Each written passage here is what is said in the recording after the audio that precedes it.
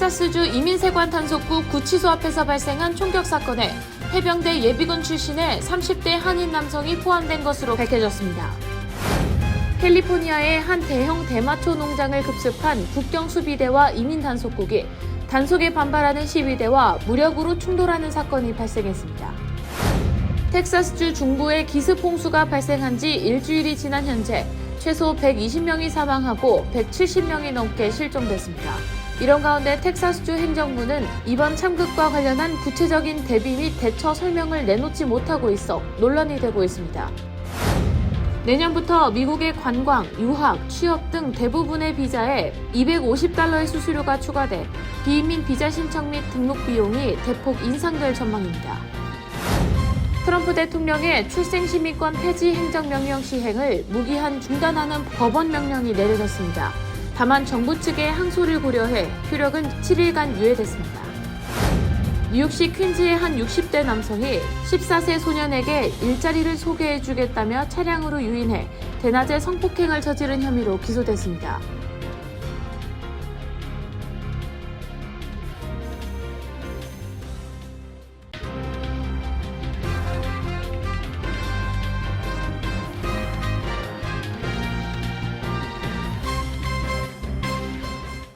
안녕하십니까. KBTV 뉴스 9 이찬원입니다.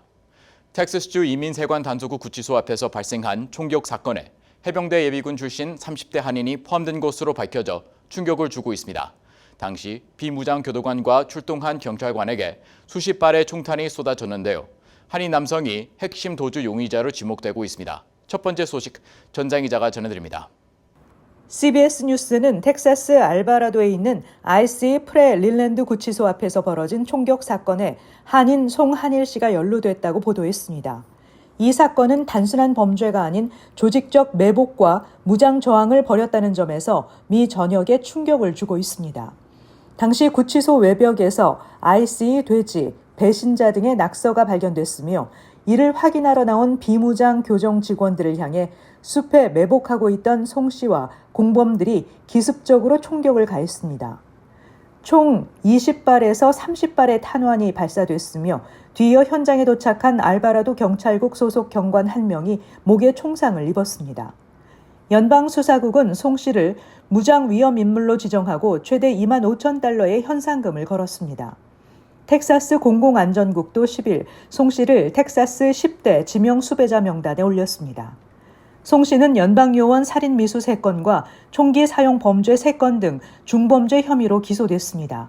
당국에 따르면 송 씨는 총격 후 무기를 소지한 채 현장을 빠져나와 밤새 숲에 은신하다 도주한 것으로 파악됐습니다.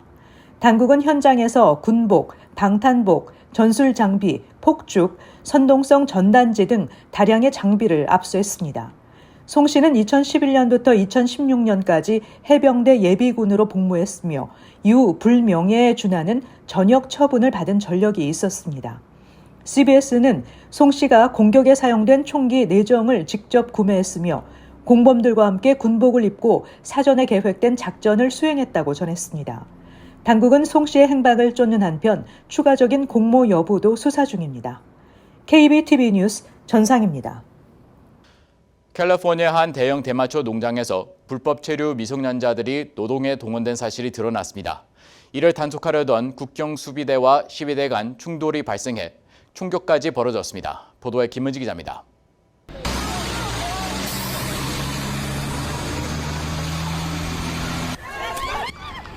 캘리포니아 캐머릴로에 위치한 글래스하우스 대마 농장에서 이민세관 단속국이 대규모 불법 이민 단속을 벌이던 중 시위대 수십 명과 대치하며 긴장감이 고조됐습니다.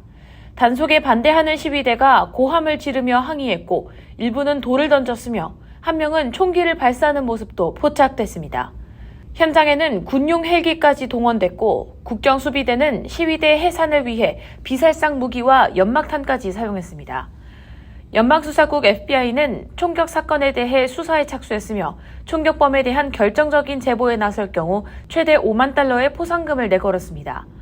이번 단속 과정에서 미성년 불법 이민자 10명이 대마 농장에서 일하고 있던 것이 확인됐으며 이 가운데 8명은 성인 보호자 없이 농장에 있었던 것으로 밝혀졌습니다.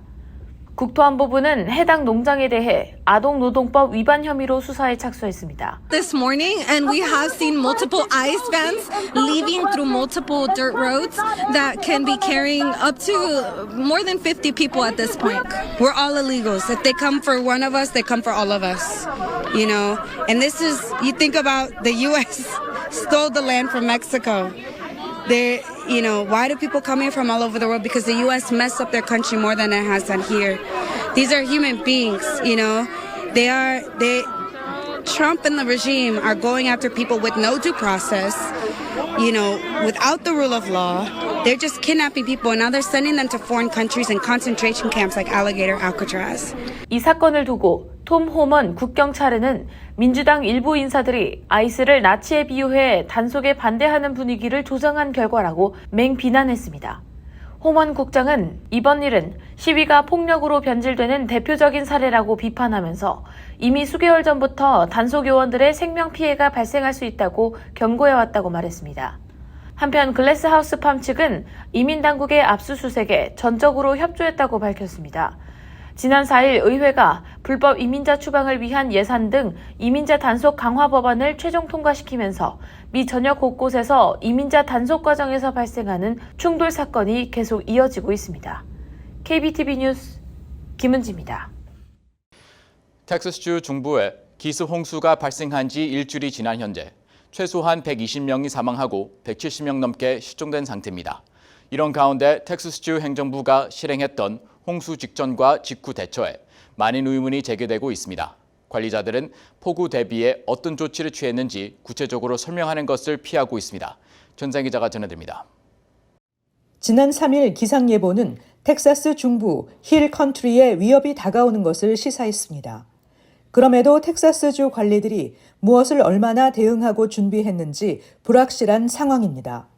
홍수 발생 이틀 전에 주 비상관리국은 주 비상 대응 자원을 열었으며 다음 날 대응 레벨을 올렸습니다. 주 관리들은 조기 예보가 있었지만 가장 심한 폭우가 정확히 어느 지역에 쏟아질 것인지를 제시하지 않았다며 장비와 인원을 일부 지역에만 동원했다고만 할 뿐 구체적으로 설명하지 않고 있습니다. 가장 피해가 심한 캐리 카운티의 주도인 캐르빌의 조 헤링 시장은 이번 주 어떤 주정부 비상관리 자원들이 사전에 배치된 것인지 알지 못한다고 말했습니다. 카운티 당국들이 얼마나 신속히 행동했는지에도 여러 의문이 제기되고 있습니다. 홍수 직후 캐리 카운티 관리들은 구체적인 상황과 대응의 시간표를 관한 질문을 회피하고 있습니다. What happened? When did it happen? Was the emergency manager awake at the time? Did they push the button to issue an emergency alert? Sir, it's not that easy when you just push a button, okay? There's a lot more to that.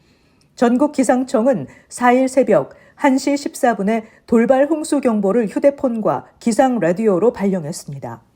이 경보는 새벽 4시 3분 돌발 홍수 비상사태로 업데이트됐습니다. 캐르빌 경찰서와 캐리 카운티 경찰국은 페이스북에 5시 15분쯤 주민들에게 위험한 홍수를 경고하는 글을 올리기 시작했지만 비상요원들이 비상 상황과 재해를 공중에 경고하는 자동 시스템인 코드 레드를 실제 사용했다 하더라도 어떻게 작동시켰는지가 불분명한 상황입니다. Most of the people I talked to didn't even know what code red was. AP통신이 텍사스주에서 7월 3일부터 5일까지 나간 무선 비상경보를 점검한 결과 전국 기상청이 연방 비상관리청 시스템을 통해 수십 개의 돌발 홍수 가능성에 대한 경보를 현지 휴대폰으로 송출했습니다. 그러나 게리 카운티에 보낸 것은 7월 6일 하나가 나올 때까지 전무했습니다. KBTV 뉴스 전상입니다. 내년부터 미국의 관광, 유학, 취업 등 대부분의 비이민 비자에 $250 수수료가 추가돼 신청 및 등록 비용이 대폭 인상될 전망입니다. 이는 도널드 트럼프 대통령이 최근 서명한 법안에 따른 조치입니다. 김은지 기자가 전해드립니다. 수수료 부과 대상은 관광비자 B1, B2, 유학비자 FM, 취업비자 H1B, 교환 방문 비자 J 등이며 외교관 및 국제기구 비자는 제외됩니다. 이 수수료는 비자 발급 시 일종의 보증금처럼 미리 납부해야 하며 비자 조건을 지키고 비자 만료 후 5일 이내 미국을 출국하거나 신분 변경 없이 출국한 경우에는 환불 신청이 가능합니다. 다만 유학생이나 취업비자처럼 장기 체류자는 환불까지 수년이 걸릴 수 있으며 비자 조건을 위반하면 보증금은 돌려받을 수 없습니다. 이 수수료는 매년 소비자 물가지수에 따라 자동 인상됩니다. 이외에도 비자 신청과 관련된 추가 수수료도 도입됩니다. I-94 출입 기록 발급은 $24, 전자여행허가 ESTA 발급은 $40, 중국 국적자 대상 EVUS 등록은 $30 등입니다. 현재 비移民비자 수수료는 관광, 유학, 교환 비자 기준 $185, 취업, 주재원 비자는 $205입니다. 하지만 새로운 수수료들이 더해지면 비자 신청 비용이 2배에서 3배까지 오를 수 있다는 게 전문가들의 분석입니다. 또 영주권 신청 시 필요한 체류 신분 변경 수수료는 평균 $1,225에서 $1,500로 인상되며 지금까지 무료였던 망명 신청에도 연간 $100의 수수료가 부과됩니다. KBTV 뉴스 김은지입니다. 트럼프 대통령의 출생시민권 폐지 행정명령 시행을 무기한 중단하는 법원 명령이 내려졌습니다. 법원의 명령은 시민권을 박탈당할 위기에 놓인 신생아와 태아를 보호하기 위해 전국 단위 집단 소송을 허가하고 행정명령의 시행을 일시 중단하는 예비금지 명령입니다. 다만 정부 측의 항소를 고려해 효력은 7일간 유예했습니다. 전생 기자입니다. 뉴햄프셔 연방법원의 판결은 최근 연방대법원이 하급심 판사들의 출생시민권 폐지 행정명령 시행 중단 권한을 제한한 상황에서 집단소송을 통한 전국적 효력 중단이 가능하다는 점을 시사합니다. 판결에서 라플란테 판사는 트럼프 행정명령은 수정헌법 14조와 100년 넘게 이어진 판례에 정면으로 위배된다고 지적했습니다. 그러면서 시민권을 박탈당할 위기에 놓인 신생아와 태아들을 대표하는 전국 단위의 집단 소송을 허가했습니다. 다만 부모는 집단 소송 대상에서 제외됐습니다. 라플란테 판사는 출생 시 시민권을 박탈하는 것은 오랫동안 유지되어 온 정책을 갑자기 바꾸는 것으로 회복할 수 없는 피해를 준다며 미국 시민권은 세상에서 가장 큰 특권이라고 강조했습니다. 이날 행정명령의 시행을 무기한 중단하라는 예비 금지 명령이 내려졌지만 정부 측의 항소를 고려해 효력은 7일간 유예됐습니다. 이번 판결로 인해 출생시민권 폐지 행정명령의 시행은 전국적으로 일시 중단됐지만 정부의 항소와 추가 법적 절차에 따라 상황이 바뀔 수 있으며 다른 주와 법원에서도 유사한 소송과 판결이 이어질 것으로 보입니다. 최종적으로는 연방대법원의 위헌성 판단이 중요한 분수령이 될 전망입니다. 이번 소송은 미국 시민자유연맹을 포함한 이민자 권리단체들이 제기한 것으로 온두라스 출신의 임산부와 브라질 출신 이민자 부부 등이 대표 원고로 참여했습니다. KBTV 뉴스 전상입니다. 뉴욕시 퀸즈에 거주 중인 60대 남성이 14세 소녀를 대낮에 성폭행한 혐의로 기소됐습니다. 경찰은 이 남성이 과거에도 낯선 이들을 상대로 폭력 범죄를 저지른 전력이 있는 것으로 확인됐다고 밝혔습니다. 김은지 기자가 전해드립니다. 뉴욕시 퀸즈에 거주 중인 63세 버질리오 타베라스는 지난 7월 1일 퀸즈 자메이카 애비뉴를 걷고 있던 14세 소년에게 다가가 자신이 건설 일자리를 소개해 줄 수 있다며 차량에 태운 뒤 성폭행한 혐의를 받고 있습니다. 경찰 조사 및 소장에 따르면 용의자 타베라스는 은색 세단 차량을 몰고 있었으며 소년을 자신의 승용차에 탑승토록 유인하고 소년이 차량에 오르자 그는 차량을 빠르게 몰며 연애 경험에 대해 묻고 외모를 칭찬한 뒤 차를 갓길에 세우고 성범죄를 저지른 것으로 전해집니다. 이후 그는 $50 지폐 한 장을 피해자의 주머니에 넣은 뒤 차에서 내리도록 했습니다. 경찰은 용의자 타베라스가 범행 장소에서 약 2마일 떨어진 근거리에 거주하고 있었으며 사건 발생 이틀 만에 NYPD 성범죄 전담반에 의해 체포됐습니다.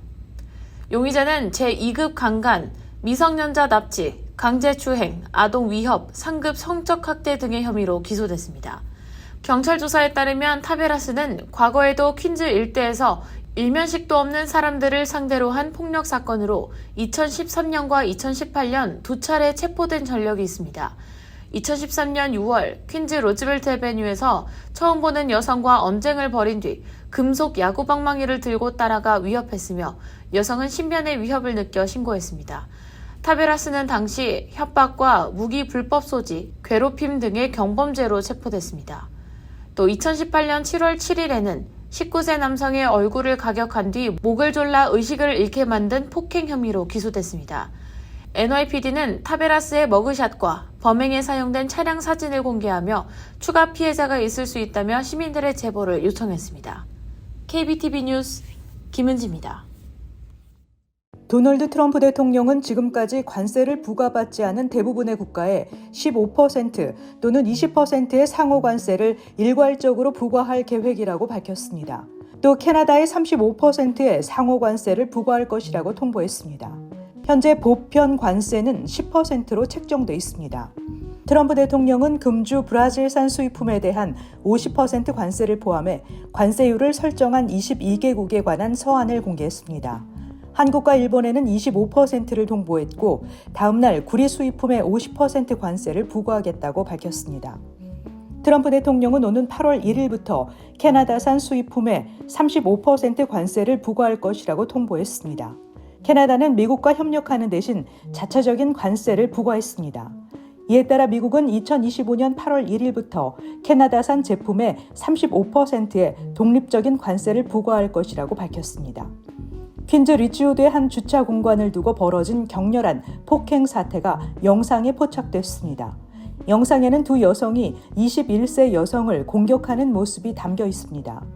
경찰에 따르면 모녀로 추정되는 두 여성이 폭행으로 기소됐다고 밝혔습니다. 뉴욕시의 한 주차 공간을 두고 일어난 충돌이 폭력 사태로 번졌고 경찰에 따르면 두 여성은 21세 여성의 얼굴과 몸을 여러 차례 주먹으로 가격했습니다. 팍스5 뉴욕이 입수한 영상에는 21세 피해자가 차를 주차하기 위해 쓰레기통을 인도로 옮기는 모습과 한 남성이 쓰레기통을 도로변에 다시 놓으며 내 건물에 손대지 말라고 소리칩니다. 직후 모녀의 수차례 폭행이 이어졌습니다. 도널드 트럼프 행정부의 감세법 시행으로 대학원생의 학비 마련이 어려워지고 학자금 대출 상환 부담이 커질 것으로 보입니다. 가장 주목되는 것은 대학원생이 등록금 전액과 생활비를 충당할 수 있도록 보장하던 그레드 플러스 대출 프로그램의 폐지입니다. 그레드 플러스 프로그램이 폐지될 경우 연방정부를 통해 등록금과 생활비 전체를 조달하는 것이 사실상 불가능해집니다. 또 신규 대출자에 대한 소득 기반 상환 제도가 단일화될 전망입니다. 기존에는 다양한 선택지가 있어 대출자가 자신의 상황에 유리한 옵션을 선택할 수 있었지만 이 옵션들이 통합될 경우 상환 비율이 높아질 가능성이 큽니다. 대규모 감세 법안의 영향으로 뉴욕 일원 주민들의 유틸리티 요금이 앞으로 더 오를 것으로 전망됐습니다. 보고서에 따르면 앞으로 10년 동안 뉴저지주 유틸리티 요금은 예상보다 5% 더 오를 것으로 전망됐습니다. 뉴저지주 주민이 감당해야 할 유틸리티 요금은 연 $223 더 높아지는 것입니다. 뉴욕주의 경우 앞으로 10년 동안 유틸리티 요금이 4% 오를 것으로 예상됐습니다. 뉴저지의 경우 최근에도 이미 유틸리티 가격이 많이 올랐던 터라 더욱 주민들의 부담이 커질 것으로 보입니다. 이미 올 여름 요금 인상으로 뉴저지 주민들은 월 평균 $28 수준의 요금을 부담하고 있습니다. 잠시 후 커뮤니티 브리핑을 전해드립니다.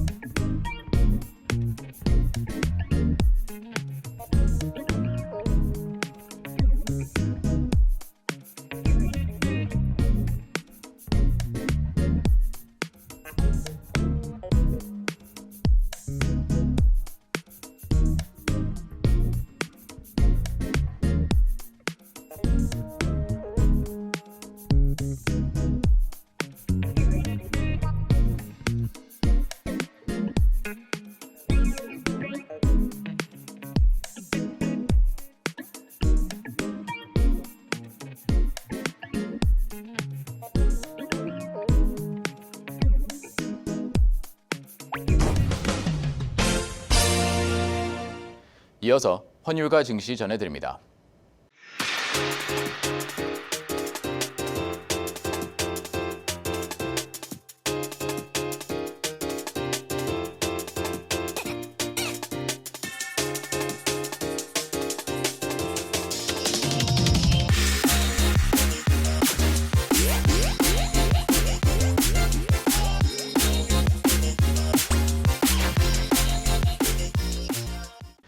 잠시 후 뉴욕과 뉴저지 날씨 전해드립니다.